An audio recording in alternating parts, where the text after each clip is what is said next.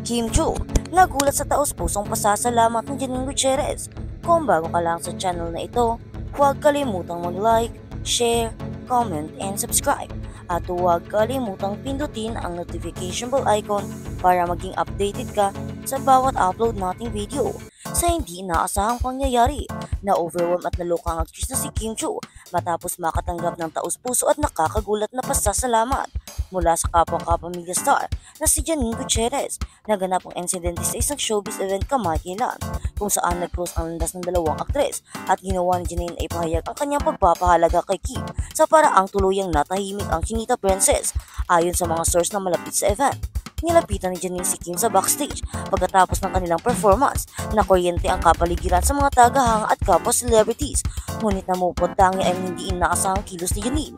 Publiko siyang nagpasalamat kay Kim sa kanyang suporta at pagkakaibigan sa industriya, bagay na ikinagulat ng Showtime host. Si Kim na kinilala sa kanyang bubbly at down-to-earth na personalidad ay halatang nahuli sa pasasalamat ni Janine. Iniulat ng mga saksi sa kaganapan na ang ekspresyon ni Kim ay napalitan ng pagkalito hanggang sa kagalakan nang bumaon ang taos-pusong mga salita ni Janine. Nang maglaon ay namin niya na hindi niya inaasahan ang gayong taos-pusong pagpapakita ng pagpapahalaga mula sa kanyang kasamahan na naging dahilan upang maramdaman niya ang parehong naloka at hindi kapanipaniwala. Hinawakan isang malapit na pagkakaibigan sina Kim Chu at Janine Gutierrez, bagamat hindi palaging nasa parehong proyekto ay nakabuo ng isang tunay na pagkakaibigan sa paglipas ng mga taon. Lalong lumakas ang kanilang pagsasama habang pareho silang nag-navigate sa mataas at mababang antas ng kanilang mga karera na humaharap sa mga hamon na palaging magpapakompetensya sa mundo ng Philippine entertainment. Si Kim bilang isang veterano sa industriya ay madalas nagbahagi ng payo kay Janine na kahit galing sa isang showbiz family ay patuloy na gumagawa ng sariling marka. Ibinunyag ng source na nag-ugat ang pasasalamat ni Janine sa suportang ipinakita sa kanya ni Kim, hindi lang sa publiko kundi maging sa likod ng mga eksena. Malaki ang kahulugan ng pagkilala ito sa magkabilang aktres na sumisimbolo sa matibay na pagsasamahan na umiiral sa pagitan nila. Mabilis na nag-react ang fans ni Kim at Janine sa nakakaanting na moment na ito sa social media.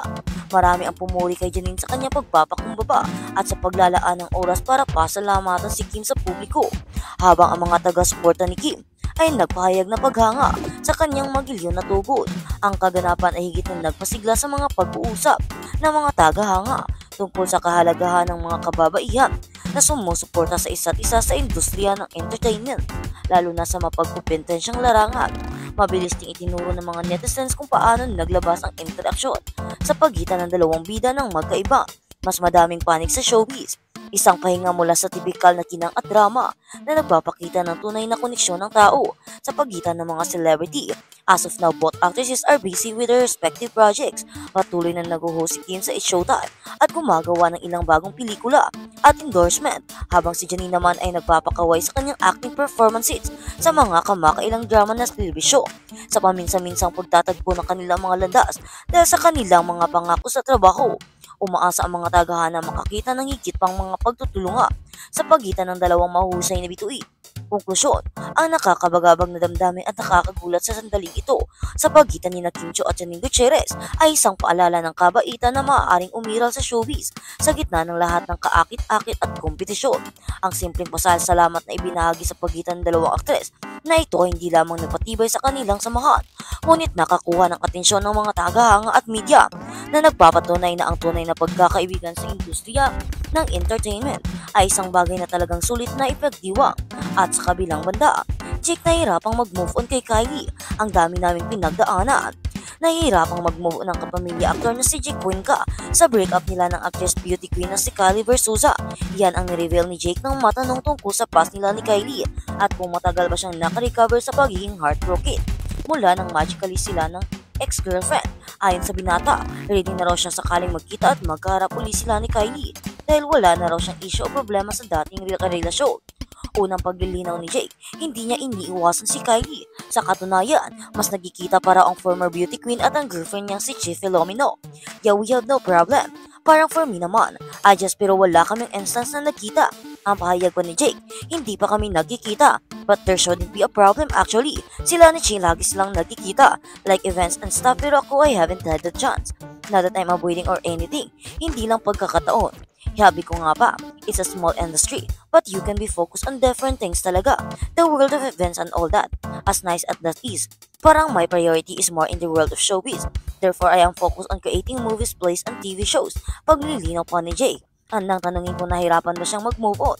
I think it was definitely difficult. I'm not going to lie. Kasi syempre if you remember, sobrang ano siya. It was so high profile yung relationship na yun. At the same time, parang ang dami namin pinagdadaanan din together. But sabi ko nga diba, like what I said in the last interview with Miss Bernadette. Sabi ko nga, it was the hardest thing also. Syempre it was the hardest thing. Very difficult but it was necessary. Parang na-realize ko in that process na pinagdadaanan ko. It's bigger than here. It's more me. Parang buhay ko na ito diba? So parang that no one's coming here to save me. I have to save myself, diba? Patuloy pa na chika ng aktor. Dagdag pa niya, I'm a 36 years old man.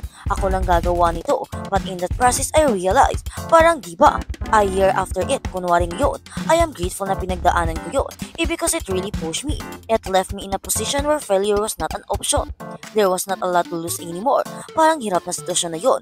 Pandemic. Iniubos ko ng pandemic, of course, is staying loyal to ABS-CBN comes with a price. You can't really take, limitado lang ang pwede mong gawin. So it's hard, diba? Syempre, like these contracts got frozen because syempre the networks are not making money. So ang hirap, sobrang hirap ng sitwasyon na yun. It was very hard, pagbabahagi pa ni Jake. But again, it was necessary and now when I look back at it, I'm happy I went through it. I am happy I came out it alive. I'm a better person. But more importantly, I am humbled because of it. Parang mas nare-realize ko na everything can be taken away from you.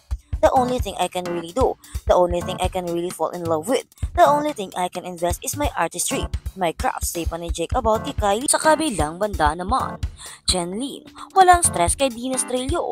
Puring-puri ng entertainment press ang timeless beauty ni Jenny Lin Mercado.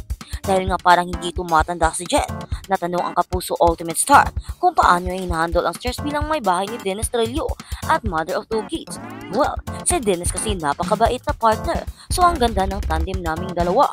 Pag ako yung nai-stress at hindi ko alam ang gagawin ko, siya yung otika ka muna. Relax ka lang dyan. Matulog ka ano ka lang. Anong gusto mo yung gano'n? Say pa ni Janine. At ganun din na naman siya sa kanyang asawa. Kumbaga ay palitan lang sila at hindi sila sinasabayan ang isa't isa. Lalo na kapag may problema. Kapag nagkakaroon kami ng problema. Kahit na yung problema naming dalawa kapag nag-aaway kami. O pag medyo mainit na yung ulo. Ihiwalay muna kami ng kwarto. Magkukulong ako dito. Doon siya sa kabila. Yung gano'n. Yung alam namin kung paano siya i-handle. Nakatulong yung matagal nang naging kami. At nakilala na namin ng gusto ang isa't isa. Say pa niya. Pero syempre, very honest naman ang Kapuso Ultimate Star na tumatanda na rin naman siya at nagkakaroon na rin naman ng fine life. Inamin din niyang may mga sakit siya sa balat tulad ng psoriasis at rosacea na lagi raw siyang namumula.